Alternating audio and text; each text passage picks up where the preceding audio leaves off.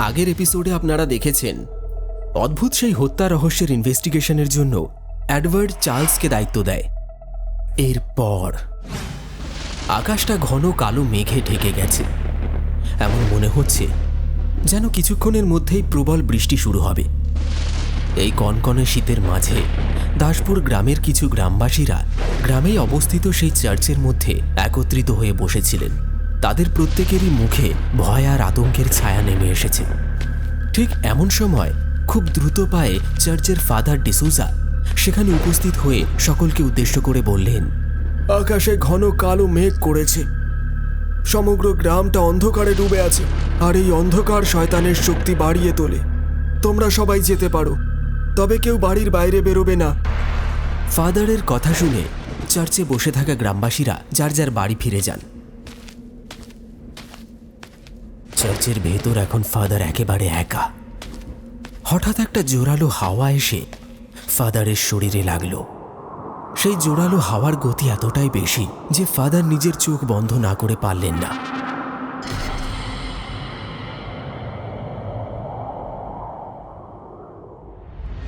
কিন্তু পর মুহূর্তেই চোখ খুলতে তিনি নিজের সামনে কালো গাউন পরিহিতা এক অতীব সুন্দরী মেয়েকে দেখতে পেলেন, যে ফাদারের দিকে নেশাতুর চোখ নিয়ে তাকিয়েছিল। তিনি সারা জীবনেও এত সুন্দরী মেয়ে কখনো দেখেননি। হঠাৎ করে সে মেয়েটি ফাদারের খুব কাছে এসে বলল, আমি একা ফাদার, বাইরে ঝড় হচ্ছে, আমি কিছুক্ষণ চার্চের ভেতর আপনার সাথে থাকতে পারি? ফাদার ওই সুন্দরী মেয়েটাকে দেখে সব কিছু ভুলে গেল। ফাদারের চোখে কামের ঝলক ফুটে উঠল। ফাদার মেয়েটির দিকে তাকিয়ে মুচকি হেসে বললেন, কেন নয়, যতক্ষণ তোমার মন চায় তুমি এখানে থাকতে পারো। ফাদারের কথাটা শেষ হতেই ওই মেয়েটি ভয়ানকভাবে হাসতে শুরু করল। তার হাসির শব্দটা চার্চের ভেতর প্রতিধ্বনিত হতে লাগলো। এমন সময় হঠাৎ করেই সেই মেয়েটির চোখ দুটো একেবারে সাদা হয়ে গেল। তার মাথার চুল এলোমেলোভাবে উড়তে লাগলো। সে ফাদারের দিকে তাকিয়ে বলল, তুমি তো একটা সুন্দরী মেয়েকে একা দেখতে পেয়ে পিছলে গেলে ফাদার। তুমি শয়তানের মোকাবেলা আর কি বা করবে? তার কথাটা শেষ হতেই তার চেহারাটা একটা ভয়ানক রূপে পরিবর্তন হলো। পর মুহূর্তেই মেয়েটি তার হাতের তীক্ষ্ণ ধারালো নখ ফাদারের গলার ভেতর ঢুকিয়ে দিল।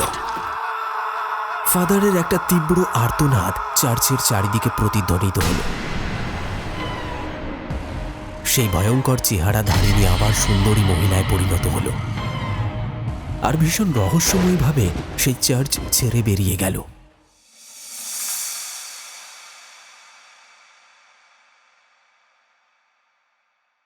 এদিকে চার্লস রহস্যময় হত্যার ইনভেস্টিগেশন করতে করতে নিজের মন প্রাণ লাগিয়ে দিল।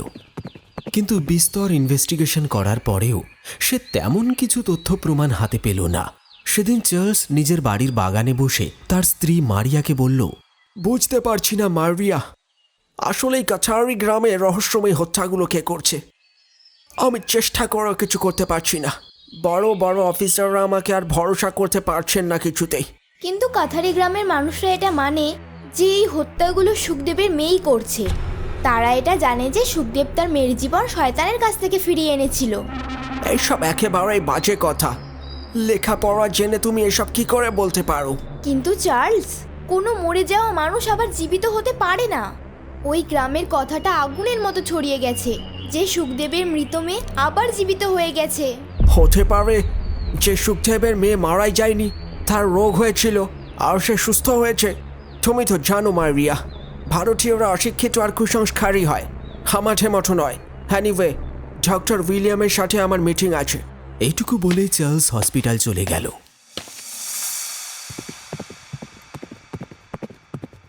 হসপিটালে ডক্টর উইলিয়াম চার্লসের জন্যই প্রতীক্ষা করছিলেন। চার্লস ডক্টর উইলিয়ামকে বলল, আমি লাশগুলো সব দেখতে চাই। ডক্টর উইলিয়াম চার্লসকে একটা ঘরের ভেতর নিয়ে যান। সেখানে কিছু লাশ রাখা ছিল। চার্লস খুঁটিয়ে খুঁটিয়ে সেই লাশগুলোকে দেখতে লাগলো। তখনই হঠাৎ চার্লসের নজরটা একজন ফাদারের কাছে নিবদ্ধ হয়। তিনি ডক্টর উইলিয়ামসের দিকে তাকিয়ে বললেন, এটা তো কোনো চার্চের ফাদারের লাশ। তবে আমার মনে হচ্ছে এই লাশটা কাছারি গ্রামের ফাদারের নয়। ডক্টর উইলিয়াম চার্লসের দিকে তাকিয়ে বললেন, জানি, তোমার মতো আমিও কালকে একেবারে চমকে গেছি। কালই ওনার লাশ নিয়ে আসা হয়েছে। চার্লস তার কোটের পকেট থেকে একটা বড় ক্যামেরা বের করল। তারপর সেই লাশের সমস্ত অ্যাঙ্গেল থেকে ছবি নিতে লাগলো। কিছুক্ষণ পরেই চার্লস হসপিটালের বাইরে বেরিয়ে এলো। তারপর সোজা নিজের বাড়ি পৌঁছে যায়। তারপর বাড়ি গিয়ে সেই লাশের ফটোগ্রাফগুলো নিজের স্ত্রীকে দেখায়। ফাদারের লাশের ফটোগ্রাফ দেখে মারিয়া কাঁপা কাঁপা স্বরে বলল, ও মাই গড, কেউ কোনো মানুষকে এরকম ভয়ঙ্কর ভাবে হত্যা করতে পারে? প্রশ্ন এটা নয় যে হত্যা কে করতে পারে, প্রশ্ন এটা, তুমি কি ফটোর মধ্যে দেখা এই ফাদারের লাশটাকে চিনতে পারছো?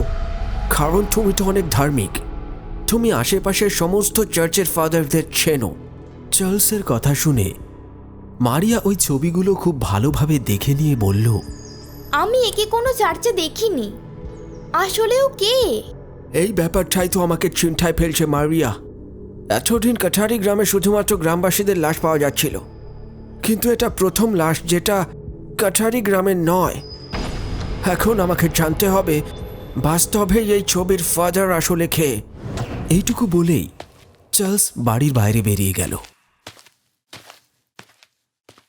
তারপর কাথারি গ্রামের আশেপাশের সমস্ত চার্চে ঘুরে ঘুরে ওই মারা যাওয়া ফাদারের ব্যাপারে জিজ্ঞাসাবাদ করতে লাগলেন। কিন্তু প্রত্যেকটি চার্চের ফাদাররাই ওই মারা যাওয়া ফাদারকে চিনতে পারল না। রাত্রিবেলায় চার্লস নিজের ঘরে বসে চিন্তায় মগ্ন হয়েছিল। ঠিক এমন সময় মারিয়া তার কাছে এসে বলল, কি হলো? কি হয়েছে বলো তো দেখি। মারিয়া, আমি কিছু বুঝে উঠতে পারছি না। আমি এলাকার আশেপাশের প্রায় সমস্ত চার্চে গিয়ে কথা বলে এসেছি, কিন্তু আমি কোথাও কোনো কিছু সূত্র খুঁজে পাচ্ছি না। চিন্তা করো না, তুমি ঠিক সফল হবে। দেখো, শুধু একটা এলাকারই চার্চ বাকি আছে। যদি সেখানেও কিছু না পাই, তবে মনে হয় আমার সমস্ত পরিশ্রম বৃথা। পরদিন চার্লস প্রায় 50 কিলোমিটার দূর একটা নতুন গ্রামে গিয়ে উপস্থিত হয়। সেই গ্রামে একটা অনেক পুরনো চার্চ ছিল। চার্লস সেই চার্চের সামনে পৌঁছতেই মুষলধারে বৃষ্টি শুরু হয়ে গেল।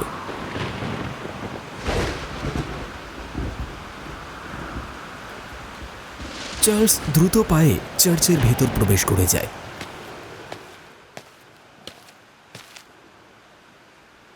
চার্চের ফাদার চার্লসকে দেখে হাসতে হাসতে বললেন, এসো মাই সন, এই গ্রামের আবহাওয়ার অবস্থা এরকমই। পাহাড়ি এলাকা না, এখানে বৃষ্টি হঠাৎ করেই হয়, কিন্তু তোমাকে তো এখানকার মনে হচ্ছে না।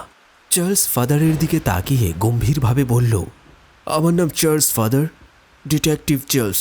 এইটুকু বলে চার্লস তার কোটের পকেট থেকে কয়েকটা ফটোগ্রাফ বের করে ফাদারের হাতে দিতে দিতে বলল, আপনি কি এনাকে চেনেন? এনার লাশ 3 দিন আগে কাছারি গ্রামের জঙ্গলে পাওয়া যায়। ফাদার ফটোগ্রাফের মধ্যে থাকা সেই ফাদারের লাশটাকে দেখে ভয়ঙ্করভাবে চমকে ওঠে। তিনি চার্লসের দিকে এমনভাবে তাকিয়ে রইলেন যেন তার সামনে কোনো পাগল দাঁড়িয়ে আছে। কি হলো? আপনি আমায় এভাবে কেন দেখছেন? ফাদার রাগান্বিত স্বরে চার্লসের দিকে তাকিয়ে বললেন, মাই সন, একজন ফাদারের সাথে এরকম মজা করাটা ঠিক নয়। হে, আপনি কি বলছেন? তুমি কি সত্যি ডিটেকটিভ? ফাদারের কথা শুনে চার্লস দ্রুততার সাথে পকেট থেকে তার আই কার্ডটা বের করে ফাদারের হাতে ধরিয়ে দেয়। ফাদার সেই আই কার্ডটাকে খুব ভালোভাবে দেখে নিয়ে চার্লসকে বলল, ছবির মধ্যে যেই ফাদারের লাশটা আমায় দেখালে, সত্যি কি 2-3 দিন আগে কাছারি গ্রামে তার মৃতদেহ পাওয়া গেছে?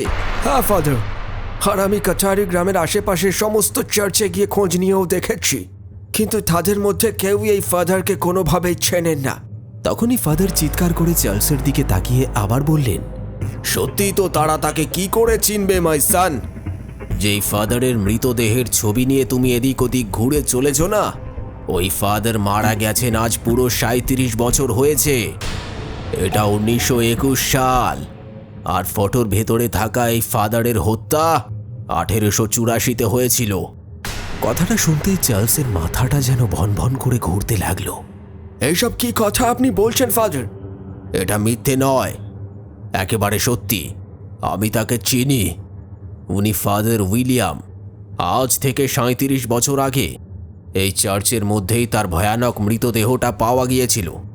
সেই সময় দাসপুরে কেউ খুব অদ্ভুত এবং ভয়ঙ্করভাবে এই গ্রামের সমস্ত মানুষকে মারছিল। এইটুকু বলেই সেই ফাদার চার্চের ভেতরেই থাকা একটা পুরনো আলমারির দিকে এগিয়ে যান। তারপর সেই আলমারিটাকে খুলে তিনি ভেতরে কিছু একটা খুঁজতে শুরু করেন।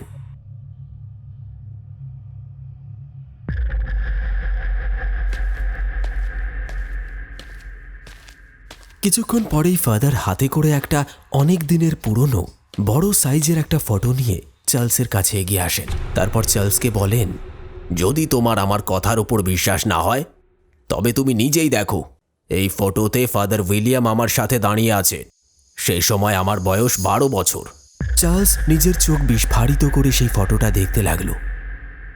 ওই ফটোর ভেতর সেই ফাদারই ছিলেন, যার লাশের ফটো নিয়ে চার্লস এখানে ওখানে ঘুরে বেড়াচ্ছে। কিন্তু এটা কিভাবে সম্ভব হতে পারে? যদি এই ফাদার উইলিয়াম 37 বছর আগে মারা যায়, তাহলে 3 দিন আগেই তার লাশটা কি করে পাওয়া গেল? এসো আমার সাথে। ফাদার নিজের সঙ্গে করে চার্লসের হাত ধরে তাকে একটা কবরস্থানের কাছে নিয়ে যান। তারপর একটা পুরনো কবরস্থানের সামনে এসে দাঁড়িয়ে তিনি চার্লসকে উদ্দেশ্য করে বললেন, এটাই ফাদার উইলিয়ামের কবর। যদি তোমার এখনো বিশ্বাস না হয় তো দাসপুর গ্রামে এখনো কিছু বৃদ্ধ বেঁচে আছেন, তুমি তাদের জিজ্ঞেস করতে পারো। চার্লস সেখান থেকে সোজা নিজের বাড়ি ফিরে যায়। তারপর নিজের ঘরে বসেই এক গভীর চিন্তায় মগ্ন হয়ে যায়। সে কিছুতেই বুঝতে পারল না যে যেই মানুষটা 1884 সালে মারা গেছে সেই মানুষটার লাশ 1921 সালে কিভাবে পাওয়া যায়। আসলে এর পেছনের গভীর রহস্যটা কি জানতে হলে আপনাকে শুনতে হবে এই গল্পের আগামী পর্ব।